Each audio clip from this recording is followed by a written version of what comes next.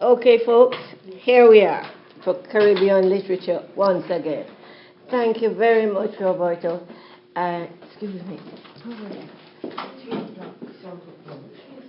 thank you very much. Today is the awful day, my friends, and I'm so glad to see you because, of course, if you weren't a nice group of people, getting through a Friday would be painful, really painful, because yeah, Friday is one of the killer days for me. Okay, last time we started, why am I pushing it with the work on the critiques? Simply in terms of the fact that we need to go ahead writing, yes? We're working on two things at the same time, aren't we? We're working on the critique foundations, and we should have gone further than that, and also we're working on our big essay. I've gotten emails from you asking about deadlines. Did we not say that we were enlarging our essay topics and we were expanding the time? In other words, we're looking at an essay of maybe 6 or 7 pages, no less than 6. Yeah, I don't count words, but I will count pages. And since we're combining 2 into 1, aren't we?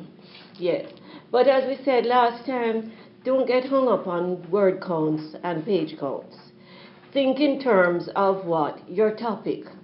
And what you really see as the parameters of your topic. Fair enough?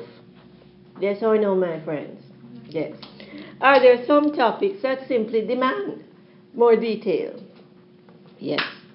Then, of course, have I been hearing from some of you on what you are doing so far, how you want to amend your topics, what you want to add to the topic perhaps, and so on down the line? Yes. Did we also, just to stick a pin, did we get a topic called forms of power? Can we add that to the list? Forms of power. Yes? Okay. And we are also noticing those of us who have chosen the one on gender, men and women, that it's almost impossible, we may have said this last time, to isolate our discussion of the male images from the female images. Isn't that the truth? Yes. I'm kind of lost as to our critique. What is the critique subject? We started with that.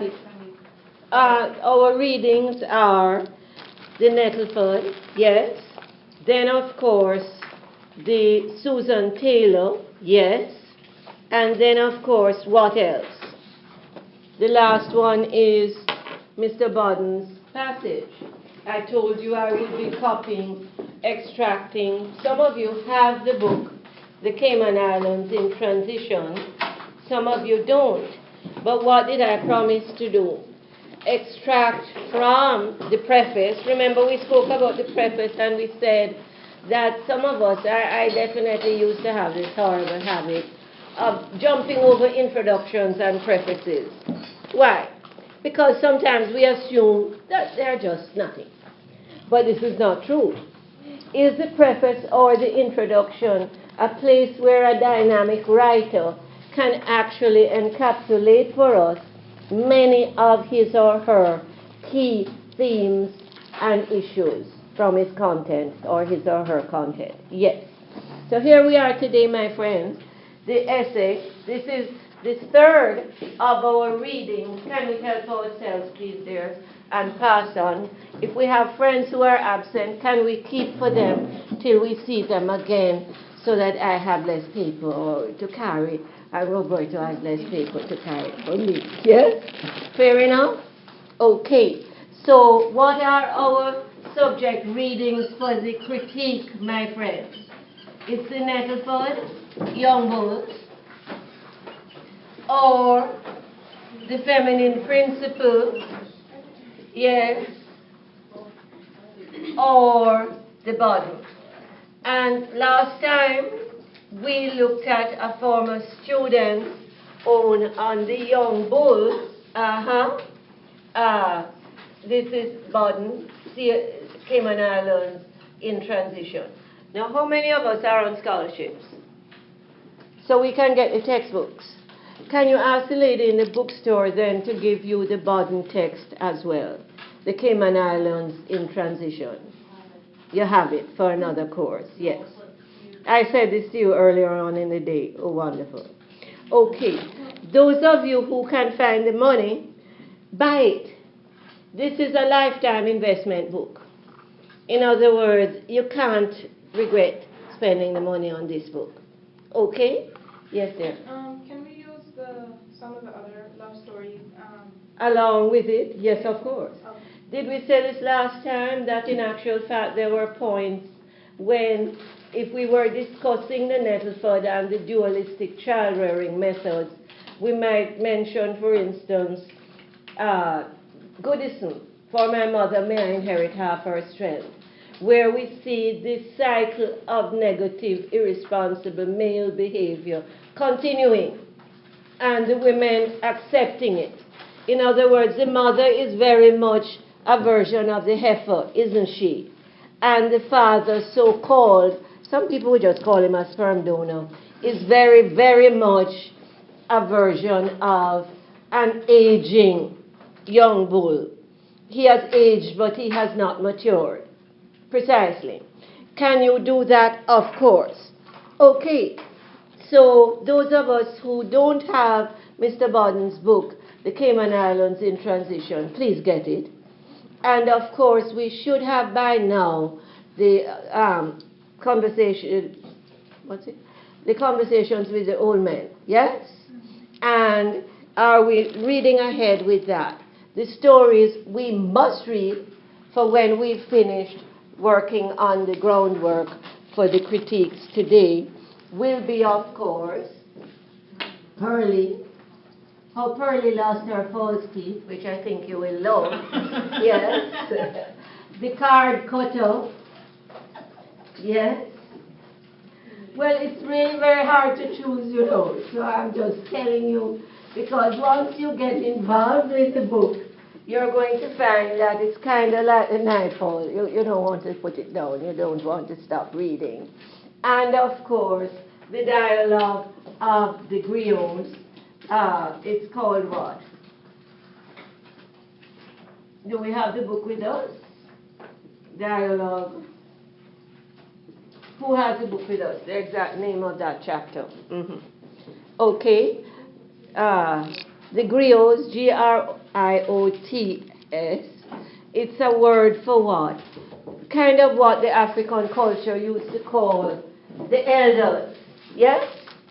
In other words, the people that the Americans would perhaps call the elder statesmen. Yes? Now, of course, does anybody have the book with them? The collection of stories? No? Mr. Bodden's collection? What is the third one? That's what I just said. The Griots dialogue. Griots. The old men's dialogue. No, The third one, the advocate. Oh, Yes. okay. Okay, now the truth is, yeah, can I borrow my friend? Can you just pass it for me, please, dear? Yeah. Thank you. This is what? The Gathering of Old Men. Now, basically, if you want to start reading the introduction to this one, many themes will be familiar, yes? But what's the one that we want to pay attention to in particular? It's, of course, the one that brings together a number of voices. Yes? This is the last one in the book. It's the Gathering of Old Men at the guardhouse. Now, we've noticed the use of voices quite a bit, haven't we, as an important structural ingredient, haven't we? And you're going to notice again how importantly voices operate in that last one, the Gathering of Old Men at the guardhouse. Yes, this is, I call it the Griots dialogue, but really it's the gathering, yes, or a gathering. And are we looking at page 130 onwards? Okay? Fair enough, folks? Now you'll find these actually quite easy reading. And why don't we put so deliberately on the Caribbean literature course outline these works of Caymanian writers. Because obviously Cayman is part of the Caribbean and the Caribbean is very much part of Cayman. There are historians and archaeologists and geographers who tell us what? That all the Caribbean islands were actually once joined together, that they're actually the tops of mountains, which were all one big landmass, but which sank over time. Let's hope we don't sink any further. Yes? Okay. But would that also explain to us on a purely physical level why it is that, say for instance, you take a trip to Trinidad or Trinidad and Tobago, yeah, because there are two islands, and you walk down the streets of Trinidad and there's something just terribly familiar about this place. Maybe the architecture is slightly different. You have more of the Spanish and Portuguese influence. But there is something so familiar about how people interact with each other and, of course, the cultural inheritances. Yes? It doesn't surprise us, does it? Okay. Many people say of my age group, whatever that is, who first came to Cayman years ago, was there something just wonderfully familiar about it for people like myself? It was very much like Jamaica, in which I had grown up years before. Yes? So, and then of course, are we aware then that those kinds of cultural sharings are not just part of this geographical background that we all share, but they are also part of what psychologists call a psychocultural sharing. Don't talk, please. We can get that later. I want you to listen. Please. In other words, are we all coming from the same spaces, not just physically, geographically speaking, but also psychologically and culturally speaking? And of course, the political science people will immediately tell you, and we all share the inheritances of slavery, but not to the same degree. Is that why then, when, for instance, we read about the breeders, and Miss Laura, yes? And then in political science or Caribbean history, or African American history or literature, we read about the roles of black women in slavery as breeders. That, in other words, as Angela Davis, the internationally recognized African American historian, puts it in a very important work which you should be aware of, and especially if you are majoring in history and political science. It's called Women, Race, and Class. Angela Davis. Okay, is this an absolute landmark work? Yes. Okay, now as Davis tells us in that one, in actual fact, slavery, we look at slavery and we think it's a moral abomination, yes? But what is interesting to note about slavery is that it was an economic institution, yes? Which was based on greed, yes? And which used racism to justify itself. In other words, remember we said at the beginning of this course that in a very important sense, we should look at race as an empty category, to which society has historically given meaning and value and worth that it does not intrinsically possess. Call race, in fact, almost a kind of geographical incidental, if you want to put it that way. In other words, that where our ancestors originated in relation to the sun, we'll speak about what? Skin color? Yes? And is skin color just one aspect of racial image or ethnic image. Of course. Yeah? The darker skin has more melanin in it. And the melanin is the thing that the Almighty put in the skin to what? Protect us from the damaging rays of the sun. So you will notice that people who live or who originate closer to the equator will have darker skins. By the way, darker skin will age better. Why? Because the melanin protects us from the sun. And by the way, ladies, the sun is the cause of sun damage, is the cause of 80% of aging, of signs of aging. Here we are. Okay, so what are we looking at then? Ethnicity is just one aspect of slavery. In other words, if you decide that these African people are not really people, you can enslave them during the week and happily go to church on Sunday and call yourself a Christian. But of course, part of the opposition against slavery came precisely from the true Christians. Yes? And you may have heard, I'm sure you have heard this religious song. It's not religious, it's really a song of faith, isn't it? Yeah, Amazing Grace. Yeah?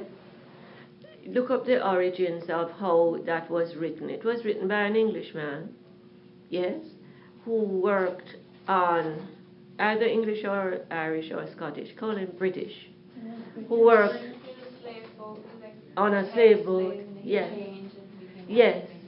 And he was exposed, wasn't it, Christina, did you read this version, to an incident on a slave ship where an African woman was actually whipped to death? Yes, and he saw bodies stuck together. And he saw the bodies chained together. Remember that on the slave ships, people were chained together like sardines. So they died of malnutrition, lack of oxygen, diseases, you name it. In other words, there's Eric Williams in that important work that we may have mentioned previously. Eric Williams was the big daddy and the beloved leader of Trinidad for, was it 20 or 25 years? Yes? And he has a wonderful book called From Columbus to Castro. Yeah? A History of the Caribbean. If you don't use that in your history courses as a prescribed text, look it up in the library. And does Williams show us something that is of relevance, of course, to this discussion right now? Drawing of a typical hold. The hold is the underbelly of the ship, yes? Of a slave ship, where the people were just packed in together like sardines. Was John Newton? Sorry? John Newton. John Newton was his name, Amazing Grace. Yes. Thank you. Newton. Yes. And these iPads and magic phones, just wonderful. Yes. No, I have it in my notes. You have it in your notes from history class? Yeah. Yes. Oh, okay. So we're seeing the overlap. And then, of course, coming back to what we're saying about the Caribbean islands sharing with each other. Yes? And of course, Williams told us that you had always a school of sharks swimming faithfully behind the slave ships. Why? The bodies that were constantly being thrown overboard. And did some of the slaves, on realizing what was happening to them, jump overboard, commit suicide? They had to be chained to the decks. Are we looking at a kind of moral horror, which from today's democratic perspective is nothing less than mind-blowing? But what was it that Angela Davis, to come back to women, race and class, told us? That in actual fact, what? Slavery was also an economic institution, justified by racism, of course. But its purpose was greed and power. It's a capitalistic institution, if you want to call it that, but that's putting it mildly. because we know that capitalism is a huge job creator and product creator, so let's not even use that word. It was an institution based on greed, yeah, which simply used racism as a justification of itself. But in actual fact, Davis tells us that the rape and abuse of the black and colored women's fertility were at the heart of economic reproduction of the human capital of slave babies. Yes? And those of us who are doing the Caribbean history, you may have heard of this man, Frederick Douglass. We may have mentioned this before. Now, Douglass was born into slavery as the mulatto son of a slave owner. He never really knew his father. He heard rumors that his father had been the slave owner where his mother was a slave. Yes? Now, slaves could not say no. So you're not talking about sex between a slave owner and a slave woman. You're talking about rape. It's not consensual sex because slaves could not say no. So the whole idea of consent does not come up. Are we in agreement here? Okay. It's, like saying that you had sex with this, was it a 14-year-old little girl? You remember this spectacular case the other day here in Cayman. Was she 14? When it started, was she 12? Yeah. The stepfather, was it 6 months in prison? Say no more. He got 6 months. Was it something like that? Sorry? He should have gone for that. I'd suggest life. Okay. Okay. Was Yeah. he sentenced just for the 6 months, or did he get out like on parole or something? I think I read that he was actually sentenced, and by a woman judge too. For 6 months? It's something like that. Anyway, are we making, let's not get sidetracked because it's too upsetting and disturbing, Are we looking then at, of course, this concept of what rape actually is? Yes. Okay. Then in many senses, are we looking at some of these elements that bind the Caribbean islands together? And as you will hear from Dr. Williams, those of you who are working with him, the Cayman Islands it did not have the kind of extended, brutal history of plantation slavery that places like Jamaica had. Yes? Okay.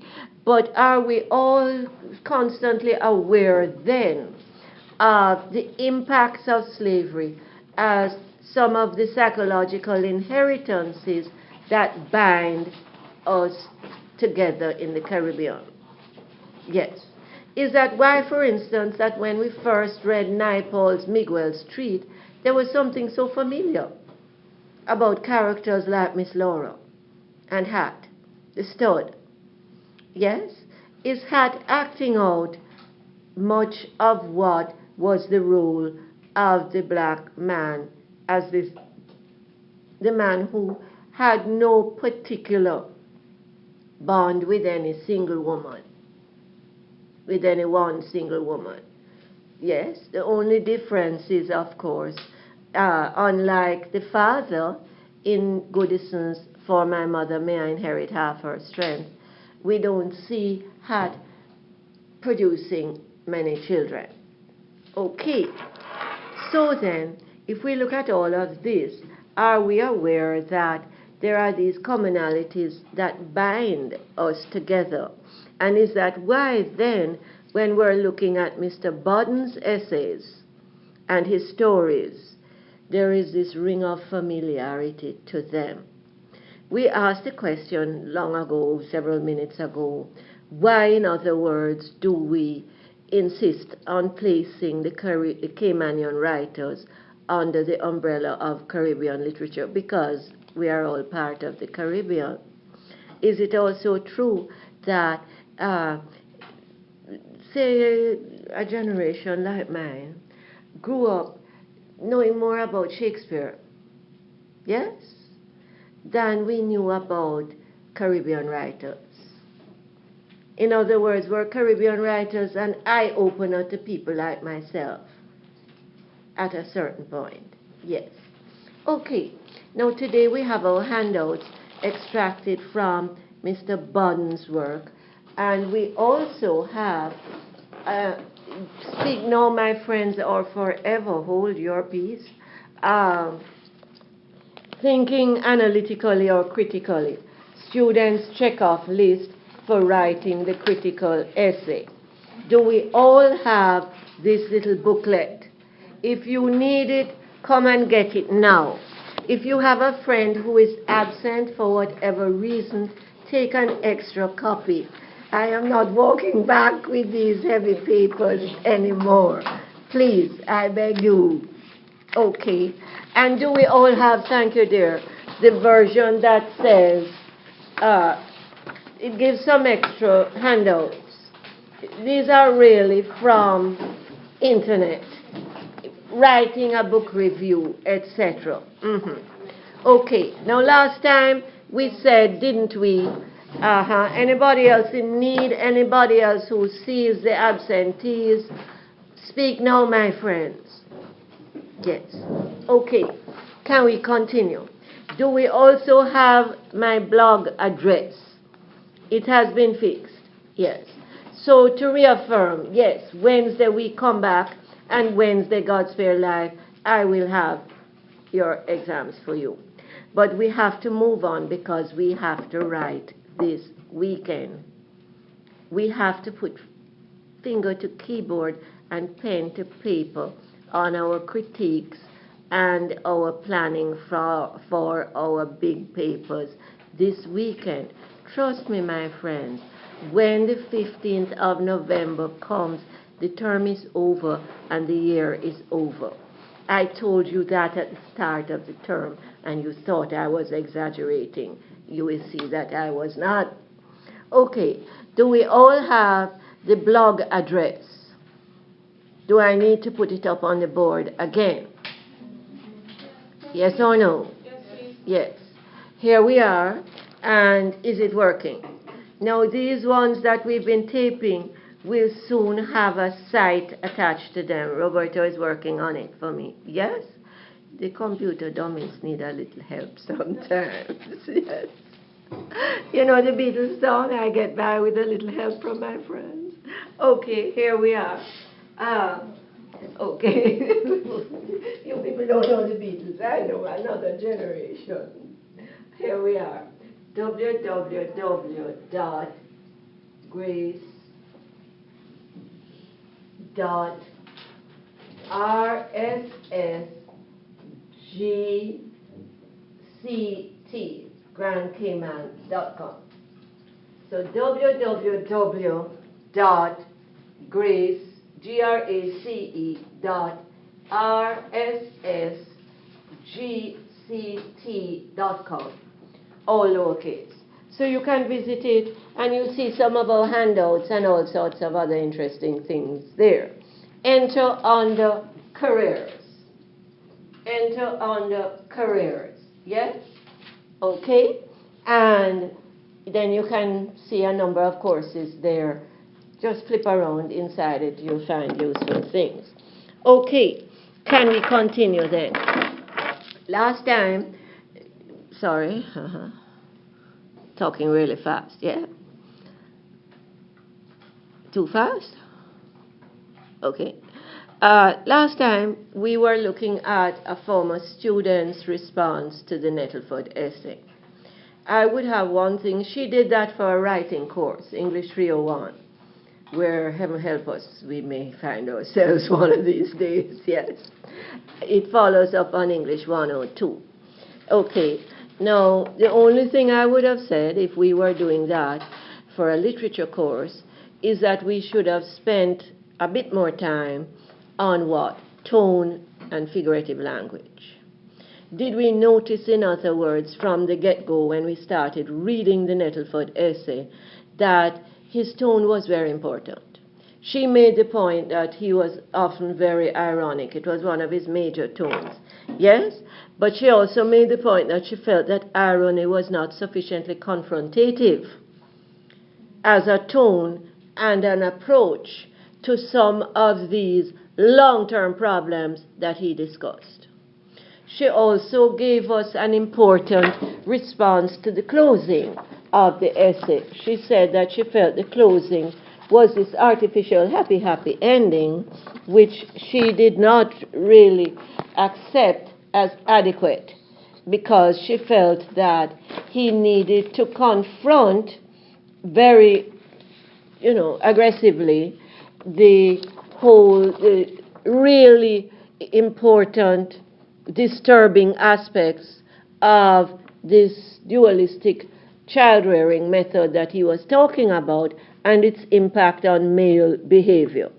Yes? In other words, she felt that he needed a more aggressive ethical stance. Okay. Now, if you look at this little handout, Thinking Critically and Analytically, you will notice on the third page, number 6 and number 7. We spoke about number 6 last time, and Christina, you said, is this in fact your rebuttal? Yes. In other words, what do you think are the larger implications or inferences of the article? And do these implications become clearer or perhaps more unsatisfactory, like Nettleford's happy ending? Yes? Seen in relation to your own reading and experience. In other words, when we compare Nettleford's closing happy paragraph, the Caribbean man will never be extinct, but of course he needs it perhaps to redefine his masculinity. Yes? We think in terms of poems like For My Mother, May I Inherit Half Her Strength, and we find that that ending is actually a bit artificial. In terms of the preceding ideas that he has discussed about the dangerous freedom given to these young men, yes, the ending is definitely inconsistent. Do we have a right to say such things? Do we have to swallow everything just because the writer puts it down on paper? Of course not. We are reading analytically and critically. Okay. Then, of course, number 7. Is number 7 filled with questions to ask that could give us food for thought for our thesis statements? Is it timely? Is it relevant to your own experience, culture, or society? Does it teach you anything new about human life? Let us then, with those questions, move into Mr. Bodden's essay. Now, what I've done is take the liberty of extracting a piece of it from the preface to the Cayman Islands in Transition.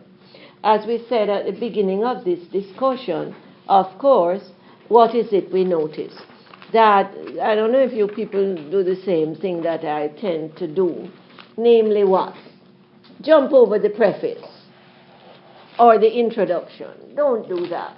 Is the preface or the introduction a very useful point of departure for reading the book? Is it like a letter to the reader directly from the writer? Yes or no? Yes. Okay. To stick a pin, do we all need this? The grade equivalent sheet. Okay. I brought it back for the last time. Okay. Can I get a copy of the Bodden passage? Do we have any more floating around? We sure? You never got any? What? Supposed to be more. Oh dear. We have some more? There's supposed to be more floating around? No? How many more do we have, Josh? Yes. Sorry, today is this day when we have lots and lots and lots of students. And we all got Miss Lolita Bodden's collection, this one, the lady from Cayman Brack. Yeah? We don't have enough? No. No. How many of us don't have the Bodden extract? Two. Can we share in the meantime? And could I borrow somebody's own? Yeah. Can I? Okay. Thank you. So we'll get a few more later. Thank you. The people who didn't get, will you just go to the library and ask for 5 extra copies and say they're for me? You don't have to pay, okay? I'm kind of stuck in here till 6 o'clock, okay? So, and then you can keep the extras for next time, okay? Thank you. Or you can put them on my office door, wherever, okay? Now, as we said earlier on, this belongs to the category called the essay. And it is our third reading for critique purposes. Yes? Okay. And Bodden speaks to us directly when he says, since I published my original article in 1978, the situation has been grossly compounded. Obviously, a situation that he has mentioned previously, but I couldn't, it would have been too long to use the whole preface. Yes? Are these some of the core ideas of not only the preface, but the book itself? Yes. Okay. Then he says, I hear no voice expressing reservations about the building of new mega communities designed for a whole new populace. No one has yet publicly remarked that such communities are going to usher a new society for which the Cayman Islands are unprepared. When he speaks of a whole new populace, is he talking about like a whole new group, of a whole new population group? Now, we will have Mr. Bodden visiting us at some stage, yes, and we're preparing for that visit, aren't we, in a sense. But is he talking about expansion of housing simply, or does he express in his visits a concern about what? How the expansion of housing isn't just putting roofs over people's heads. We all need a roof over our head, yes? But are we looking at something more? Are we looking at new populations, as he puts it? Is this simply about the immigrant versus the Caymanian, the born and bred Caymanian? Or is it also about new values, which may not be consistent with the values of Caymanian culture? Yes or no?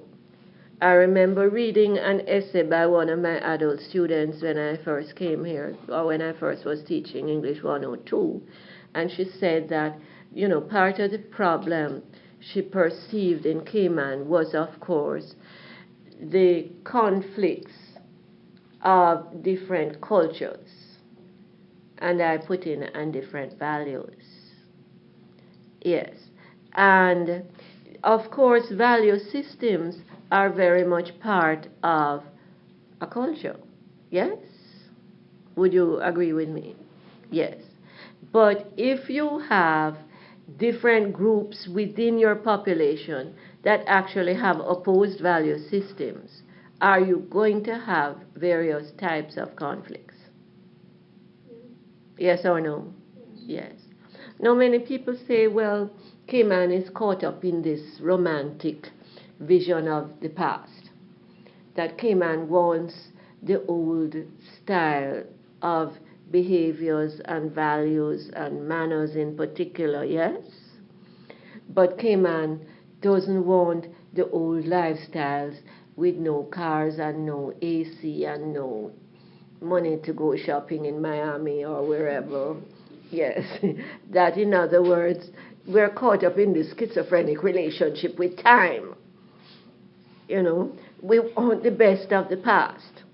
But we also want the best of the present and the future too. But we are earning money from a global economy because we actually don't produce anything. We're not like the Chinese people who produce products for, is it most of the rest of the world? Yeah, in other words, wherever you go, pick up an object in any store and look at the bottom, it says made in China. Yes? And our very hardworking and industrious brothers and sisters over there in China are busy producing all the time. They never stop. Yes? Okay, we wouldn't want to be in their shoes. Between them and the Japanese people who are famous for regularly working 12 and 14-hour days. And the rest of us are happy to buy the second-hand Japanese cars. Yeah? Until, of course, Mr. Toyota came on international TV taking responsibility for some problems with some Toyotas. Yes? Okay, but you know what I mean. Are these the producers of the world? And we welcome their products. But in actual fact, does Cayman face this irony that we actually don't produce products? We import things to sell in the tourist shops, but we get made in Cayman or Cayman Islands stamped on them. Yes? Isn't that the truth? Mm-hmm. Professor Nettleford, in a visit here some years ago, had the people at the Harquail Theatre dying of laughter when he said, you know, he really admired the entrepreneurship of Cayman, because here was Cayman, a country that did not produce rum, having as one of its very welcomed products rum cakes. In other words, if you're traveling somewhere, what's the thing that you buy to take for friends and relatives elsewhere? Rum cake from Cayman. Yes? Okay. So in actual fact, then, in many senses, Cayman is a country of entrepreneurs of a different kind from the people who work in factories and produce shirts and shoes and handbags and all these things. Yes? Okay. So in other words, does Cayman face this conflict represented in globalization? That, as Marshall McLuhan, the Canadian writer and thinker, tells us, we've become a global village. Yes, technology has done this for us. Now, as common sense tells us, technology does what? It has its upside and its downside, doesn't it? So does globalization. Now, in actual fact, if we are an economy that depends on international banking and tourism, does that mean that Cayman has, in other words, an open door to the rest of the world? That's where the money comes from. Yes or no? But does the impact, the money doesn't just come on its own. Do people come with it? And do influences come with it? Modernization, he speaks of, and of course what? Globalization go together. But does modernization, like globalization, have certain impacts? We don't have to be an economist to figure it out, or a political scientist, do we? No. Okay, so Bodden then starts out talking, we're just looking at the content. We'll discuss the tones and so on afterwards, of course. Bodden speaks of, in other words, the relationship between the outside world and the, as he puts it, well, he doesn't put it this way, I put born and bred Caymanians. Yes? In his book, does he say, well, some people came by pain, childbirth, and some people came by plane. And some people came by boat, of course. And some people still come by boat, of course. Yeah. because is that another aspect of the Caymanians and the Bahamians geography. That when you have lots and lots and lots of small islands surrounded by water, it's very hard to police all of them. Isn't that the truth? We know what that means in terms of the drug trade. Yeah? There is no preparation of significant numbers of young Caymanians to take advantage of the knowledge economy. Established Caymanians, it seems, he uses the term established Caymanians to mean either born and bred Caymanians or those who may have come from elsewhere, but they might be what the Americans would call second or third generation. Yes? Established Caymanians are too willing to spend time denigrating expatriates when what is needed instead is an embrace of modernity. Now, I want you to remember we're not passive readers. We do what my friend, in fact, here in front is doing. Mark things as they go on. In other words, are we looking for things like keywords? Remember, it's an essay, structure.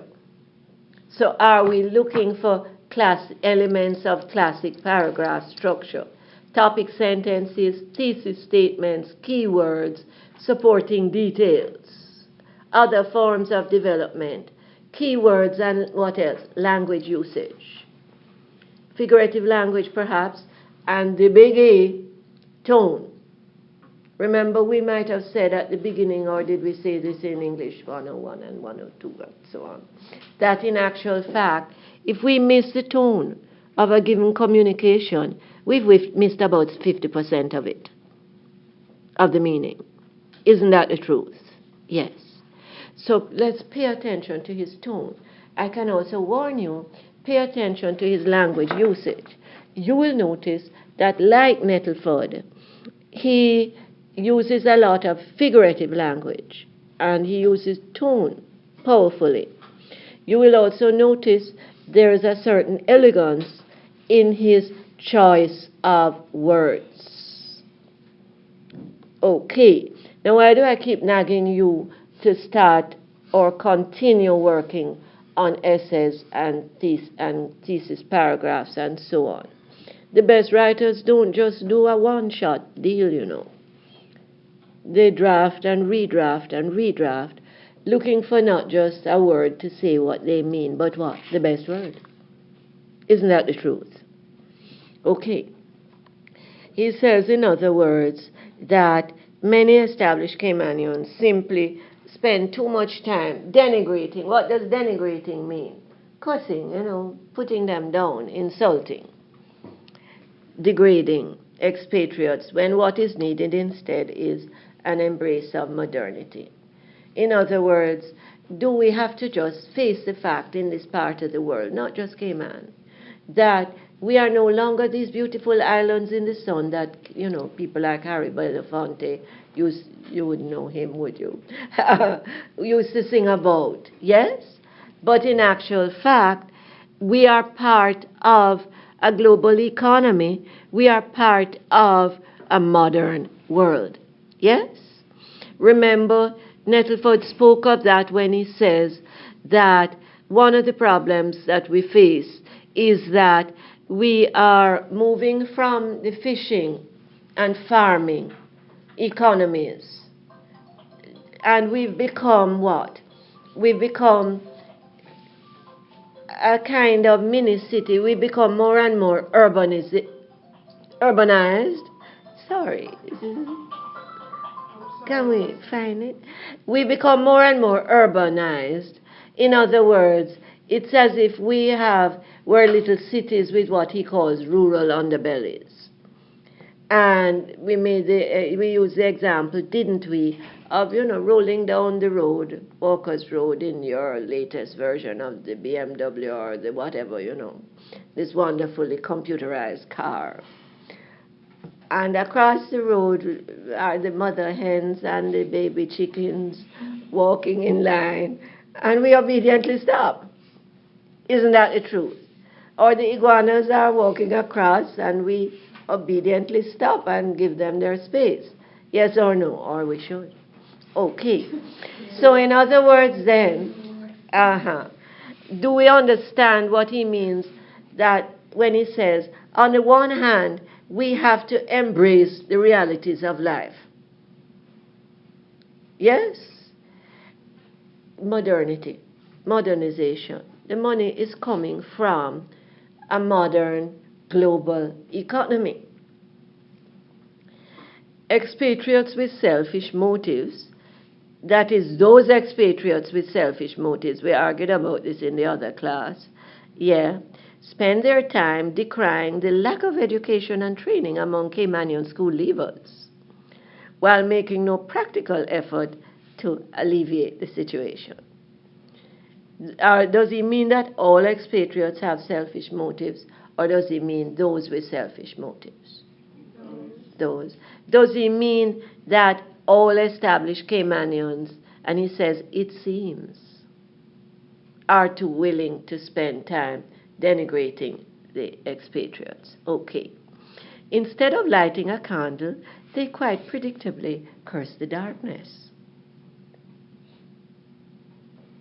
Is it a powerful, critical statement? And what kind of figurative language are we looking at? A metaphor, an extended metaphor as well, which is our what? It's also the hyperbole, a dramatic exaggeration. But when we have a comparison or a metaphor or a simile that's carried through maybe a whole sentence, aren't we looking at the analogy as well? Yes. Is it also irony? Is he pointing out a contradiction? That if you are upset about the darkness, do something about it, light a candle. And is the candle also symbolism? Yes or no? Yeah. In other words, we notice, for instance, when we have these terrible shootings in America, what happens?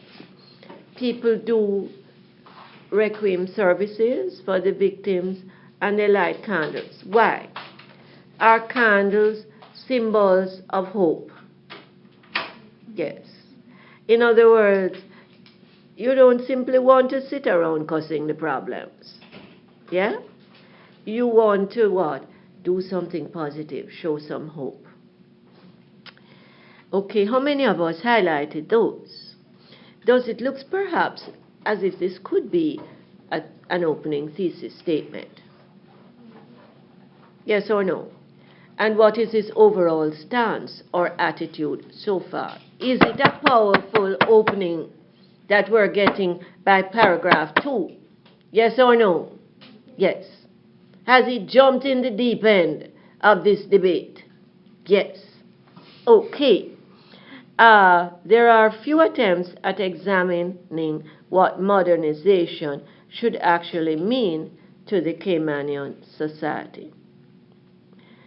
Then, of course, if he makes his criticism then as to what about attitudes in Cayman towards modernization, does he have to then, logically speaking, discuss what modernization should mean? And does he move right along and do that?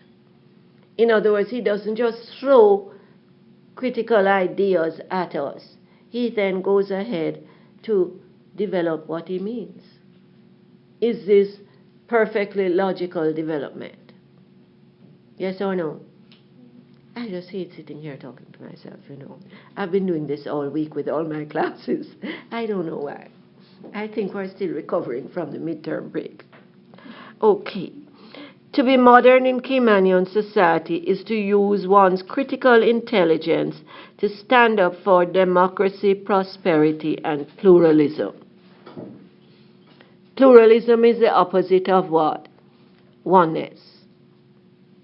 In other words, if we live in a world where we can go from one side of the world to the next in maybe 10 hours or 12 hours, are we part of something much bigger than our own hometown? Of course. of course.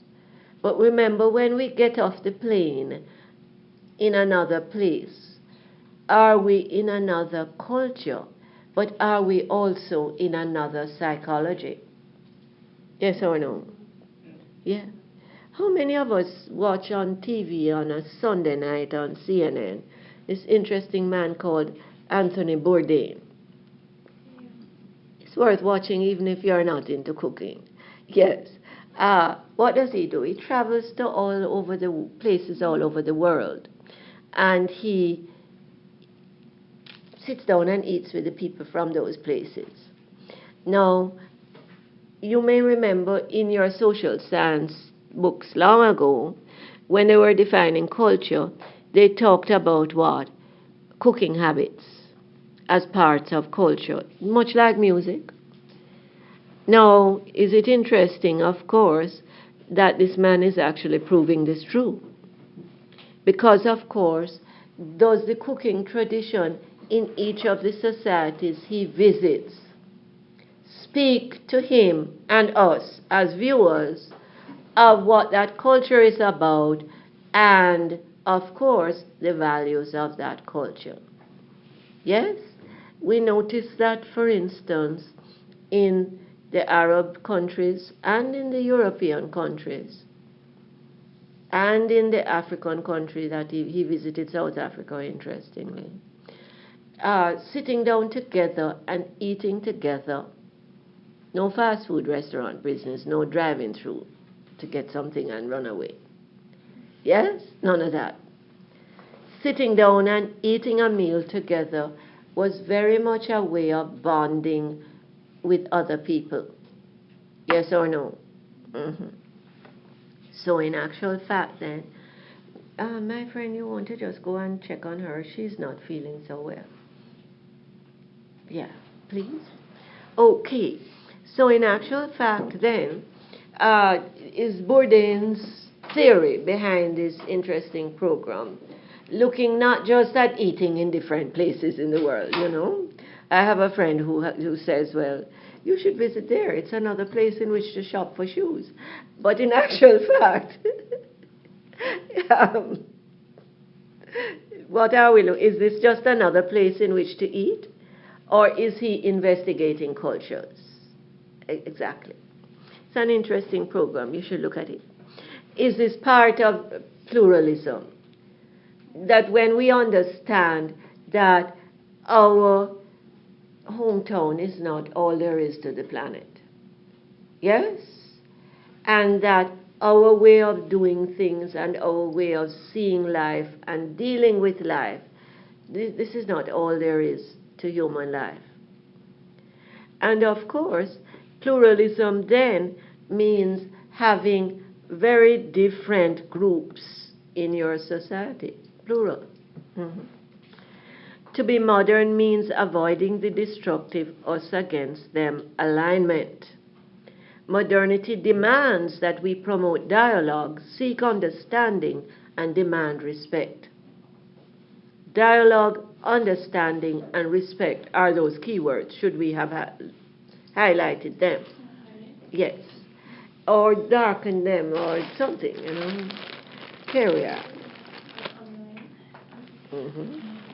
Yeah, I think it works. Okay, I think so. So in actual fact then, with a pencil, with a pen, whatever. We're not doing passive reading. That's my point. Yes? Now what have we noticed in these first paragraphs, my friends?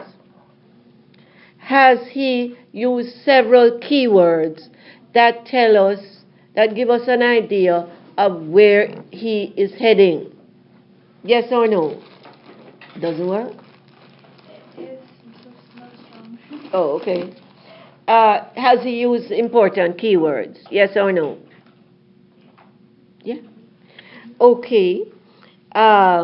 He says that there have been too few attempts made to understand what modernism should mean to this society. But is it true that Cayman is benefiting from modernism?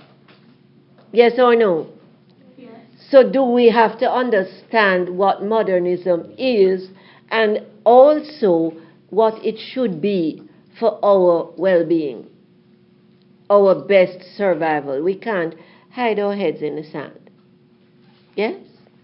Okay. Then does he continue with another powerful paragraph? There are too many instances in Caymanian society where situational ethics and political expediency. Situational ethics, what a charming phrase. What's the tone of it, my friends? Heather and my friend in the back, what's the name again? Sarah. Sarah. That's my niece's name. I should know it. My cousin's daughter, yeah. Sarah. Sorry, what was the question? What was the question? Situational ethics. What is the tone? Anybody? High and mighty and great. Prim and proper. It's a bit prim and proper, but is it also what? Can ethics depend on the situation? Yeah. Or are ethics rules that tell us something is right or something is wrong? Can it be conveniently changeable and movable? Yeah. Too convenient, perhaps? Not all the time. Yeah. Not all the time. Sometimes. Give me an example. Should ethics be situational? Is that the point he's making? Not generally. Not generally. Yeah. He is being somewhat ironic or sarcastic, isn't he? Is he being critical, but is he making an ethical criticism? Yeah. You said his tone was a bit high and mighty. Sarah, is it high and mighty or is it simply ironic and a bit sarcastic? It's certainly ironic and critical. Situational ethics. That's like movable morals. It's a bit questionable, isn't it? So this is right now, but 2 weeks' time it may not be right. Yeah. And political expediency. Thank you, my friend. We're looking at paragraph 4. There are many instances in Caymanian society where situational ethics and political expediency prevail over, I'm just turning this little friend off here, prevail over what? Democracy and fairness. Is it a powerful moral criticism? Is it a powerful topic sentence? Yes or no, my friends, please. Talk to me. Yes. Okay. It is my studied opinion that we are not eager enough to be open, broad-minded, and receptive. If we want to be open to the dollars coming from international sources, yes, because we are not producing things, yes, the Japanese can have a fairly closed society because they sit themselves down in their factories, tsunami or not, yes, and keep producing things that the world wants. Yes? The Chinese, the same. Yes? Well, the Chinese apparently love tourists, and they're fascinated by those of us with darker skins. Apparently, one of our students went on this trip to China, and he was telling us, you know, this international delegate thing, yes, how he was on his bus with these Chinese people and, you know, got on a bus. And the little child in this chair in front of him just couldn't stop staring. And the parents kept saying, turn around, and the child kept turning around, yes, and so on and so on. Yes. You know, of course, does China have a large tourism industry as well? Because of their ancient history and their architecture and their culture. Yes, and the Great Wall of China. Okay, you've seen pictures of that. If not, you should go on the internet and look. But in other words, he is saying we need to be open to other influences. Now, those other influences may bring the money that we want, but the problem is what else comes. He says we have to be broad-minded and receptive. Receptive means accepting. The political norms in any society are influenced to some degree by the ethical standards expected of private individuals. Is this true? He says to some degree. Remember, he doesn't use gross generalizations. He uses words like, it seems to me, or it is my studied opinion. Yes? In other words, he's not ramming down our throats a series of gross generalizations. What are you saying there? Safe words. The safe words. But are they necessary words? Yes. Okay. Okay. Now, in other words, is it also true that political norms should in fact run parallel to what is expected in terms of right and wrong from the individual? The oldest insights into such ethics turn on the principles of reciprocity. Reciprocity, life as a two-way street. Not just taking, but giving back. Yes? Love your neighbor as yourself, from Leviticus, is one of the earliest such norms we have. Rabbi Hillel, of a generation just before Jesus, clarified the moral logic of reciprocity when he warned us, not only love your neighbors as yourself, but do not do to others what you would not have them do to you. The Bible says, do unto others as we would have them do unto us. But he takes it a step further. Don't do to others what you would not want done to you. And then, of course, those of us who are feeling cynical may also add this one. And do not do to others what others have done to you. Yes? Because if we do unto others what others have done unto us, we may end up being what? Rhymes with riches. You know what I mean? Wow. Yes. Okay. Now, Cayman calls itself a Christian society. Yes? Are these Christian ethics and rules that he is quoting and reminding us of early in the essay by paragraph 4? Exactly. In other words, Cayman calls itself a democracy. It calls itself a Christian society. Therefore, please remember the golden rule of charity and reciprocity. Do not do unto others what you would not like done to you. Interesting. Okay. Then, of course, in paragraph 5, does he see it? Does he develop that thought some more with reference to the Bible? So is he using facts and evidence there? Yes, of course. But the last sentence of paragraph 5, now you must pay attention, my friends. We will not have time to go over this in detail again. And this weekend is your time to put pen to paper or finger to keyboard on your critique. It's a sophisticated piece of writing. It's very elegantly written. Do we have to nail the content? Yes or no? Of course. Okay.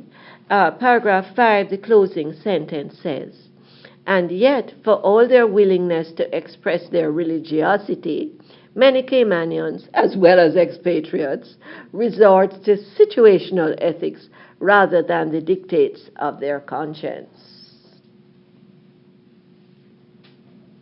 Is it a powerful critical statement? Is it one which would make many people resent or hate this writer, both Caymanians and expatriates? But is it true? So are we noticing then, if we are reading from a critical perspective and looking at our writer critically, is this an essay that it took courage to write? Yes. Is that worth commenting on if we were writing a critique on this? Yes or no? Mhm. Finally, to the challenge as to who is Caymanian. A big question. To be Caymanian in the modern sense is to be part of a democratic operation that is fighting, grappling with the challenges of living in a small society and coming to grips with its complexity. Do a lot of people assume that because a society is small, it is simple? Yes. And of course, those of us who have, these wonderful watches, for instance, they are small. But when you take apart a watch, is it almost impossible to put it back together unless you're a watchmaker or a jeweler? Yes or no? They are small, but they are complex. Exactly. Okay. Although the Cayman Islands form a totally imported colonial society, which is romanticized into a paradise or a land of opportunity, it is in reality a fragile experiment, perched precariously. Precariously is what? In an unstable way, astride two conflicting streams, one established, one expatriate. Is it a powerful definition of Cayman? Yes or no? Every now and then we read in the newspapers, don't we, about, well, right now the work permits and the rollovers give us only some numbers, yes? But in actual fact, every now and then do we read in the newspapers reports of how many people are on work permits here, how many Caymanians are jobless, but as an old Caymanian, born and bred, older generation Caymanian friend of mine says, but Paula, all of these people don't want to work. And the jobs that these people are being rolled over are doing, most Caymanians don't want. Did she have a point? Okay, but that's another debate. We won't go into the work debate, will we? But does he make an important point at the end of paragraph 6? Does paragraph 6 look like yet another thesis paragraph? Yes or no? Yeah. Now, of course, does it surprise us that he has so many apparent thesis statements so early in the essay? Given that this was from his preface to one of his most important books, does it surprise us that he uses this very assertive, critical and analytic and insightful tone, and he uses what seem to be so many contenders for thesis statements and thesis paragraphs? Is it surprising? Of course not. Remember, the preface is a statement from the writer to the reader. It's as if he sat down with us or she sat down with us having tea and telling us about what the book was about. Yes or no? I just hate talking to myself. Yes. Yes. If you don't answer me soon, I will go and get some iced tea. Okay. Can we continue? To be Caymanian is to give ethical significance, moral significance to the future by viewing the present as capable of transcending, rising above the past, and thus arriving at a new concept, a new sense of society, community, and the individual. In other words, we can't afford to be stuck in the past. From the peculiarities and xenophobia. Xenophobia means what? The fear of foreigners and the outside world. Yes, the fear and disgust and hatred of foreigners and all things foreign. He says, from the peculiarities and xenophobia of the frontier society, the early stages of Cayman society, in its earlier stages to the arrival of economic migrants in the 20th century and beyond, being Caymanian means being able to give faith, credence, believability, credibility to the possibility that future prospects can conquer, can trump present troubles.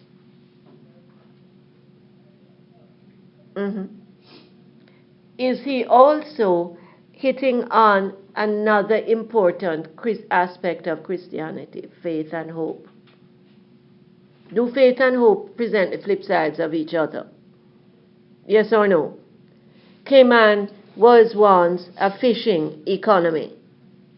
As you will notice if you read in this book, The Voyage to Mosquito Key, for instance, does he talk to us a lot about the fishing world of the old Cayman? Oh, by the way, the other story that you must read is, of course, the death of Miss Artemitra Johnson. You must read it. It is actually historically based. It is a tragic story, and yet leaves us with a message of hope and faith. The death of Miss Artemitra Johnson. Yes? Okay. The death of Miss Artemitra Johnson. It's in here. You got to read it. Okay? It's one of the biggies. Sorry. And does it show us that the story of this old lady who has lost her husband in this big hurricane? He was a seaman.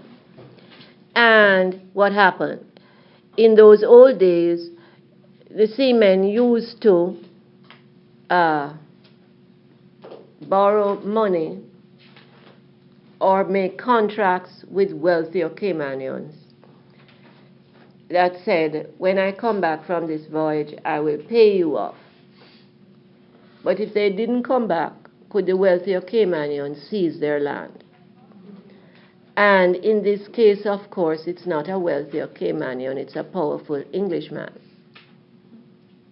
who owns the land that this man's wife, aging as she is, I mean, she's not going to live forever, lives on. And how does he speed up the sale? Huh? Burns down the house with her in it. You read it. Okay. To continue. So does Cayman have many, many, many desperate and dark chapters in the past? So what does he say? But to be Caymanian in the modern world means what? Rising above that and believing that the future can conquer, can trump the past and even the present troubles. Yes or no? Are there many people at present today, many Caymanians and expatriates who say, oh my gosh, the economy is in so much trouble, we're all going to die of hunger. Yes, we won't be able to afford our BMWs or our Mercedes-Benzes, and we can't pay these big mortgages anymore. To be Caymanian is to raise perennially the daunting democratic question. When will the so-called privileged elite among the expatriate elements refrain from condescension? Condescension is looking down your nose at people, yes? In other words, I'm the queen, or we are the king. And you know, you are just these ordinary people down there. When you patronize or condescend to people, you are convinced that you're better than they are, and you kind of, look down your nose at them,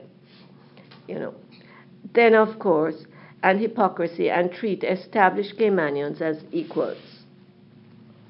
Yes, you notice he says the so-called privileged elite among the expatriate elements. Is he assuming that all expatriates are privileged people? No. Has he chosen these words very carefully? And was there a need to choose them carefully? To avoid gross generalizations and fallacies, and worse yet, stereotyping. Okay, To be Caymanian is to say that as a person with clearly established ancestral rights and privileges in the society, I can accept expatriates as equals, even with their prejudices and cultural imperialism. As long as they are, can you listen?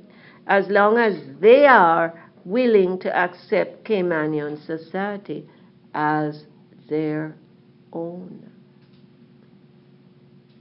Is it a powerful statement? As their own. When you view something as your own, do you take care of it? Exactly. It is a powerful statement, and I think that he should have reversed the way he said it. Uh-huh. You feel that the Caymanians are the ones who have the prejudices and cultural imperialism. Yes.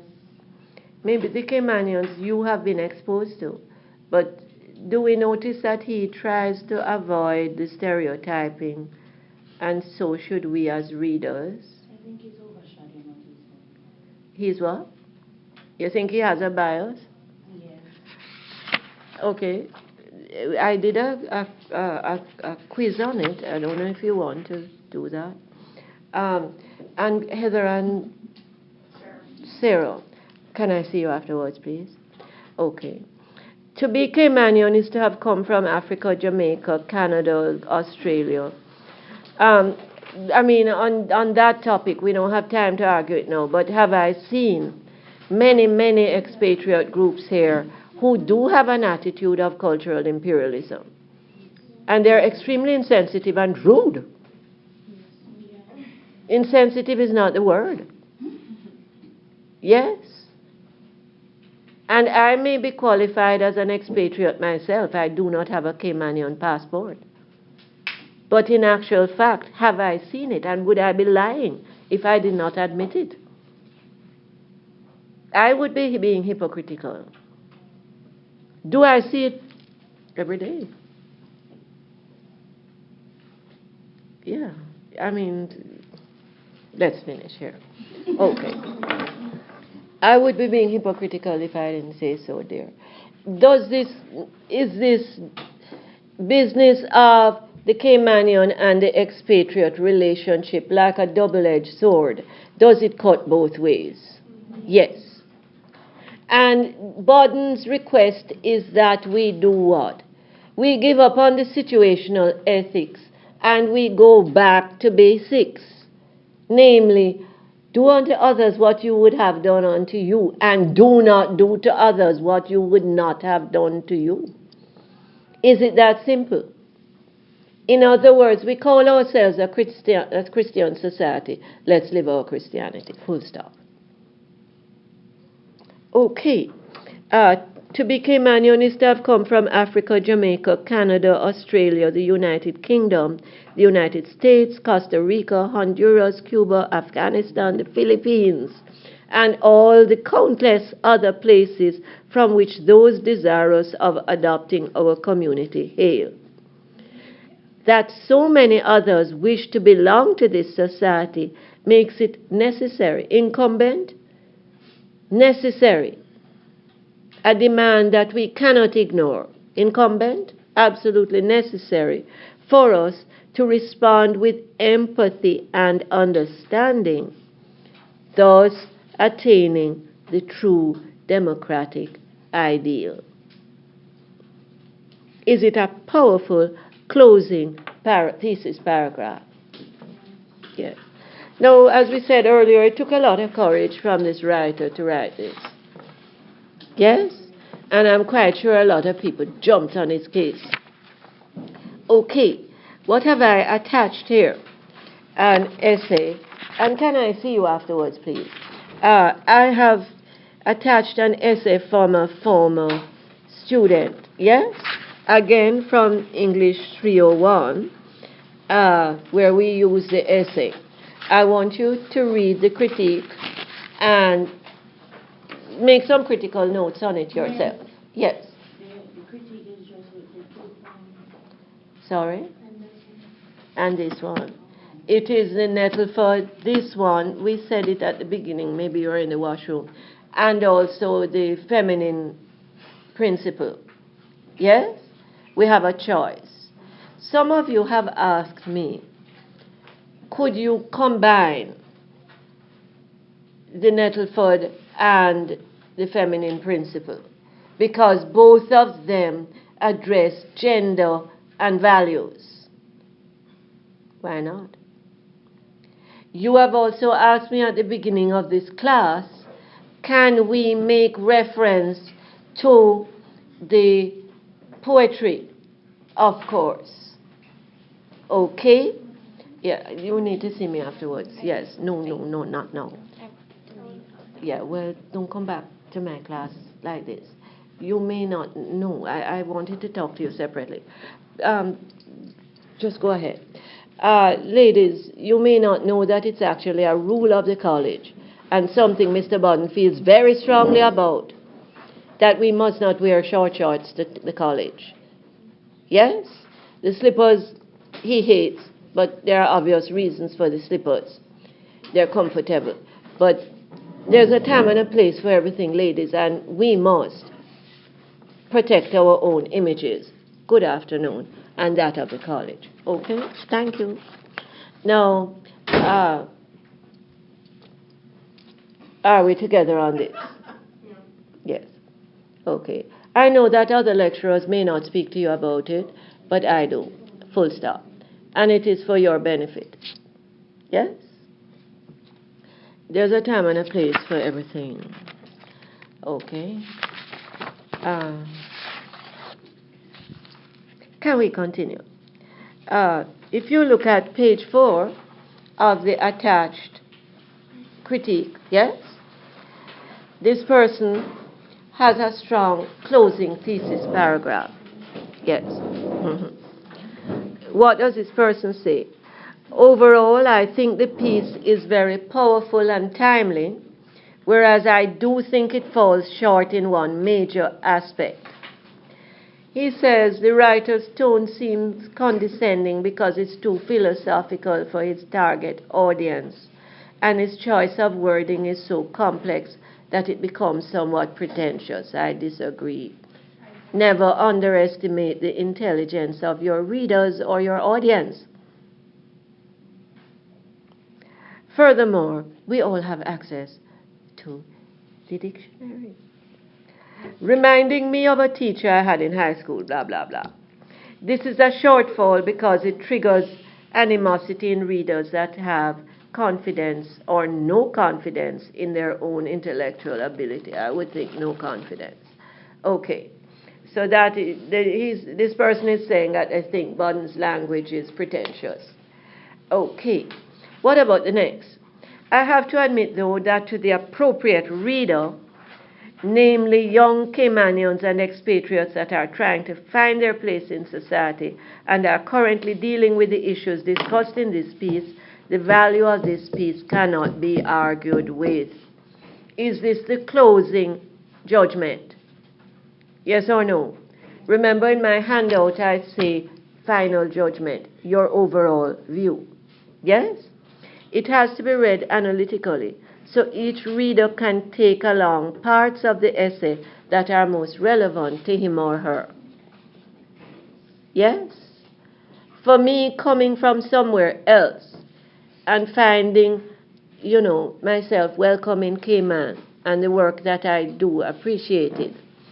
When Bodden says the Caymanians, the expatriates, must learn to treat Cayman as their own, is that a part that speaks to me directly? In other words, does this reader have a point? That each person reading this essay will find something in it, something positive, in other words, to take away with us. I think so.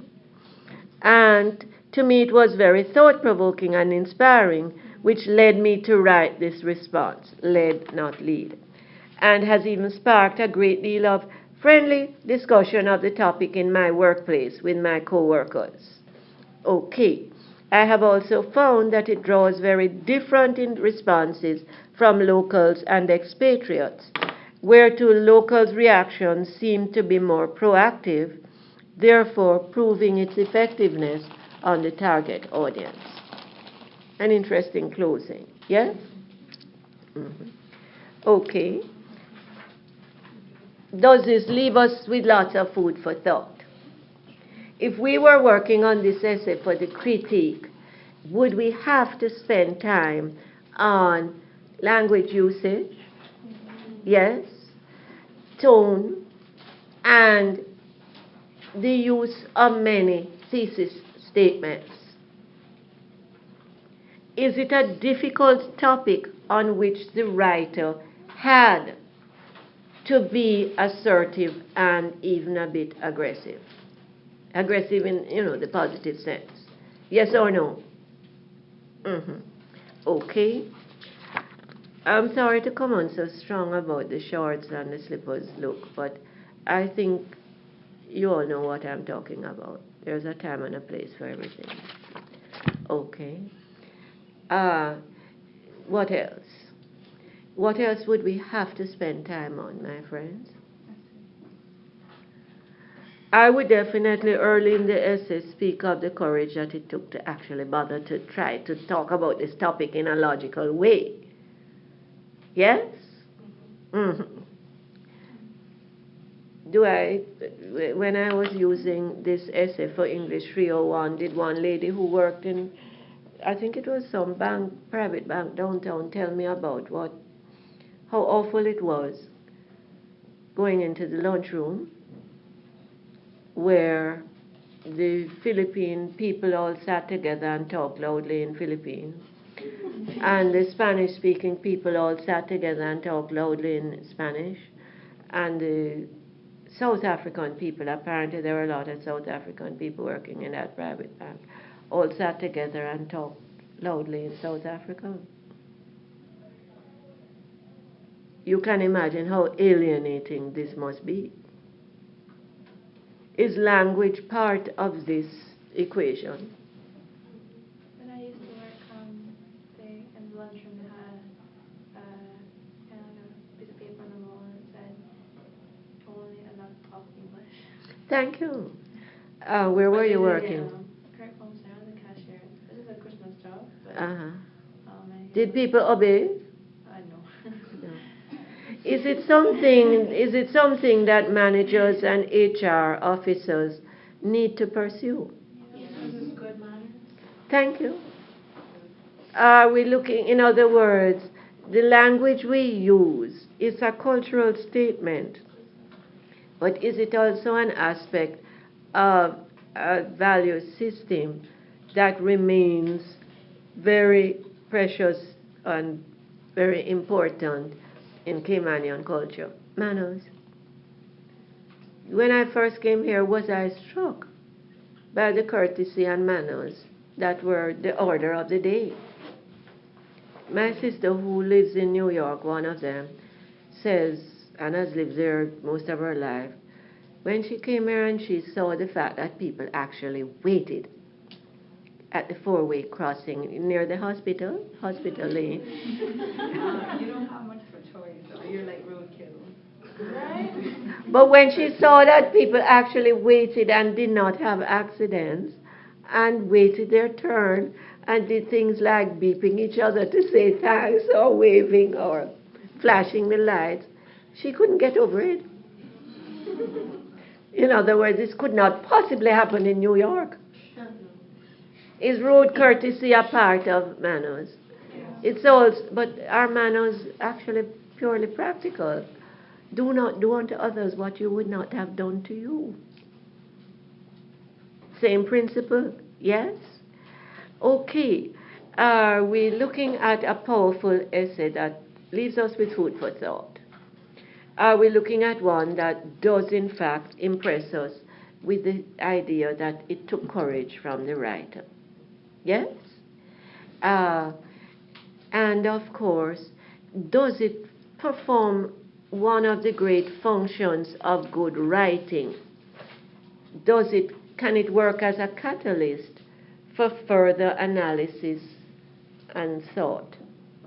In other words, we read something, but if it's something worth reading, we carry it around in our heads with us, don't we? Exactly. All right. So then, let's look at our calendars, my friends, and talk about some deadlines. I will bring you back your exam next time. Where's that? Yes, it's been a very nasty time. I have 5 different writing courses and lots of students. 95 students in all. Yeah. Mr. Brownfield is responsible for usually 125 students. I'm responsible for 95. Okay, I can't find my diary. But can you tell me, what is a week from today, Friday? The day after graduation. The 8th. The 8th. How many of us are graduating? And how many of us are available to help me usher on Thursday night, graduation night? You had up your hand there? I think we have to be here roughly about 5:30. And we have to wear black or black and white.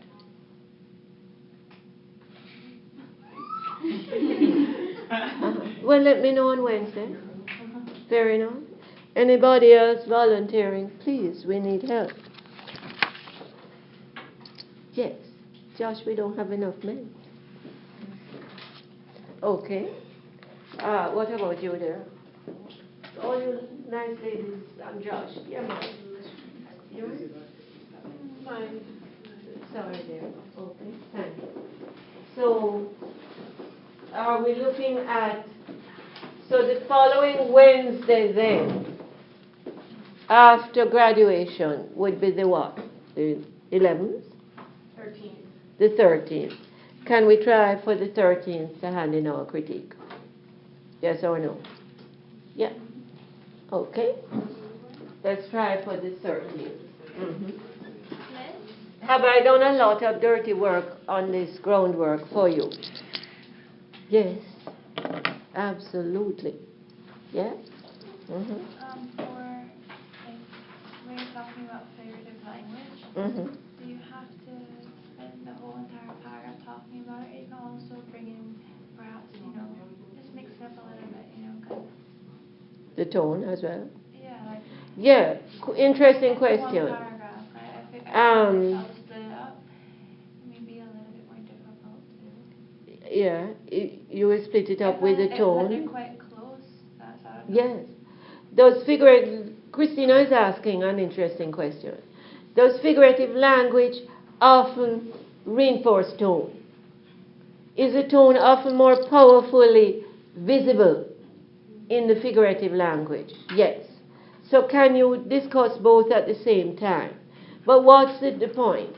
We don't want to just say this is a metaphor, this is a hyperbole. We want to say what tones are implied, maybe even what message is implied, and of course, does it affect the reader's mood or response? Sarah, don't go. I'm not going to sure. Okay? Are you in agreement with me? In other words, don't just say what type of figurative language it is. Say, does it reinforce a certain mood? Does it leave you as a reader with a certain mood? Yes? Is the mood of this one very thought-provoking, but also very philosophical? Do we come away from this essay in a very philosophical, thoughtful mood? Yes or no?